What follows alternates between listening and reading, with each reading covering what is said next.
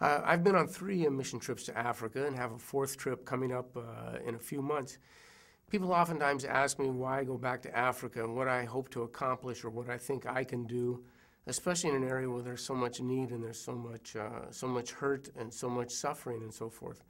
And I've learned that what I do in the final analysis doesn't make any difference. It's up to God. If I'll put myself out there and I'll make myself available for God's use, He will make use of it. God used me in way more ways than I could have thought, like it says in Ephesians, where He'll do immeasurably more than we can ask or imagine.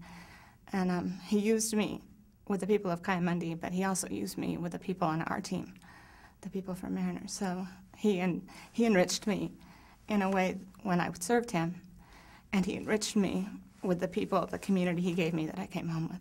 Often when people, before they go to Africa, they say to me, I don't know what we're going to be doing. I don't know what God has in store for me. I don't know what my value is going to be. And then they come away and we find that God has found a unique gift for each person who goes on that trip, that He finds something for those people to do.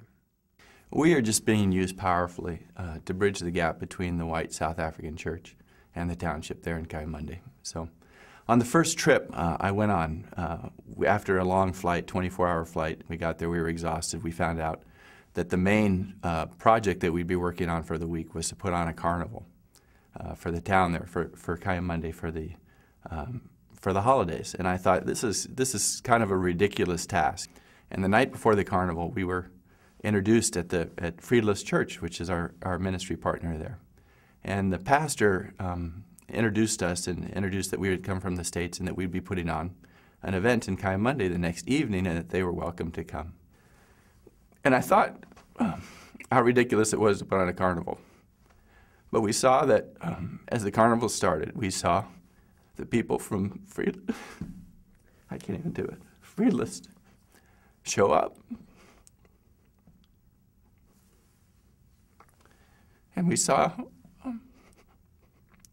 how we were used just so simply, that we'd been faithful and that we had done Christmas lights, and to put on a carnival that we thought was of no value, and it engaged Freedless Church and the community to get involved. And people would not even come to Kayamandi, even during the daytime. And the carnival we had held at night, and people showed up and they said, if you can come from the States, then we sure can come from our own homes and join you.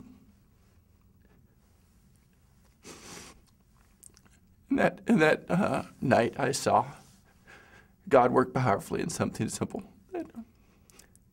I didn't know what my role would be, and I didn't know what the purpose would be for me, but I saw Him just use a small effort of stepping out to make a difference in a powerful way. And that relationship I've seen from the recent trips has just grown so much, and Freedless has gotten involved, and I've seen just them become engaged through what the small steps we had made at the beginning. It's so rewarding and satisfying, and I would just encourage you that if you don't think you have a gift, or you don't think you know what you'll do, that if you're just faithful and you step out and you make yourself available, God will provide the resources, and He will use you in a mighty way.